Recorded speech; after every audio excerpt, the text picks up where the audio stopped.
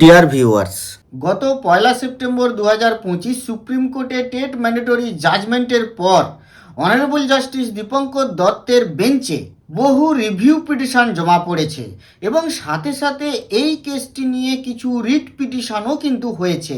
আসলেই নন minority ইনস্টিটিউশনগুলিতে existing সকল টিচারকেই যে টেট করে নিতে হবে এইরকম একটি জাজমেন্ট কেউ কিন্তু ঠিকভাবে মেনে নিতে পারেননি, আর তারই সুরাহার জন্য তারা কিন্তু রিভিউ পিটিশন করেছে, বিভিন্ন স্টেট করেছে, ইন্ডিভিজুয়াল বিভিন্ন সংগঠন করেছে। কিন্তু আজকে যে রিপোর্টটি আপনাদের আজকে দেখাবো তাতে মনে হচ্ছে খুব শীঘ্রই কিন্তু এই রিভিউ পিটিশনগুলির হিয়ারিং হতে চলেছে।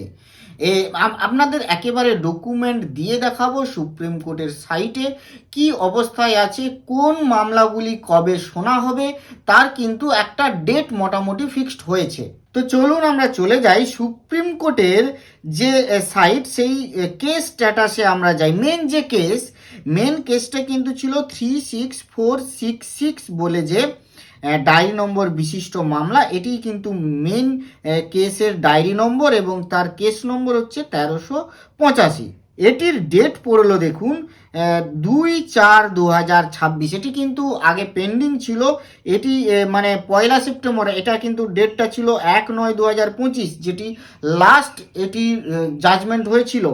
কিন্তু এখন এটি কিন্তু দেখাচ্ছে 2/4/2026, মানে 2রা এপ্রিল 2026 একটি হিয়ারিং কিন্তু হতে চলেছে। তাই এটি খুব গুরুত্বপূর্ণ একটি আপডেট।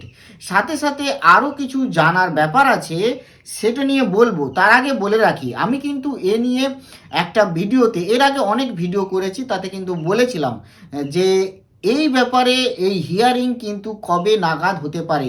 একটু শুনে নিন, তারপরে আসছি এই খবরে। টেট ম্যাটার নিয়ে যে আমরা শুনতে চাইছি যে কথাগুলো কোর্টের কাছ থেকে, সেই কথাগুলি আশা করি যতটা সম্ভব আমার কোর্টের ম্যাটারটা পড়ে মনে হয়েছে যে আগামী 12ই ডিসেম্বর কিন্তু আমরা পাবো না, এরকম কিছুই শুনতে পাবো না। এবং আমি কিন্তু এর আগে একটি ভিডিওতে প্রেডিকশন করেছিলাম যে সুপ্রিম কোর্টে যে মেন টেট মামলা, যেটা 1 সেপ্টেম্বরের যে জাজমেন্টটা, তার যে রিভিউ পিটিশনগুলি জমা পড়ছে সেগুলি মোস্ট প্রবাবলি সুরাহা বা জাজমেন্ট একটা হিয়ারিং করতে পারে। আমার যেটুকু আইডিয়া সেটা হচ্ছে ওই এপ্রিল মে নাগাদ, যদি মানে মিনিমাম অ্যাটলিস্ট করা যায়। কারণ এখন এই কেসটিকে যদি বুঝতে হয় তাহলে কিন্তু আমাদের চলে যেতে হবে, এটি কিন্তু ক্লজ লিস্ট পড়ে গেছে। দেখুন ক্লজ লিস্টে একেবারে আমরা এই ক্লজ লিস্টে চলে যাই। আমরা ওই দিনের যে ক্লজ লিস্ট, সেখানে কিন্তু এই কেসটিকে আপনারা কোনো মিসলেনিয়াস বা সিঙ্গেল জাজ বা মানে কোনো বেঞ্চের আন্ডারে এই কেসটিকে দেখতে পাবেন না। এটি কোথায় পাবেন?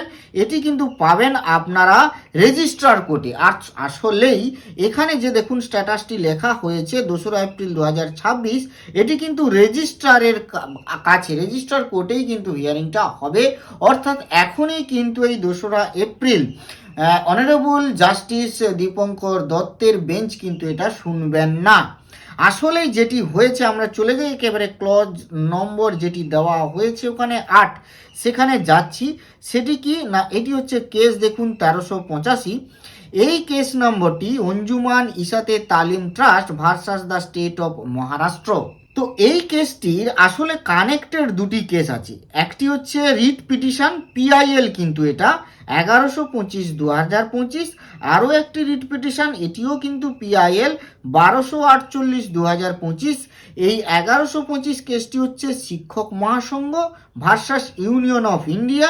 আরেকটি হচ্ছে Chhaya Vidyadhar Dandale and others versus union of India.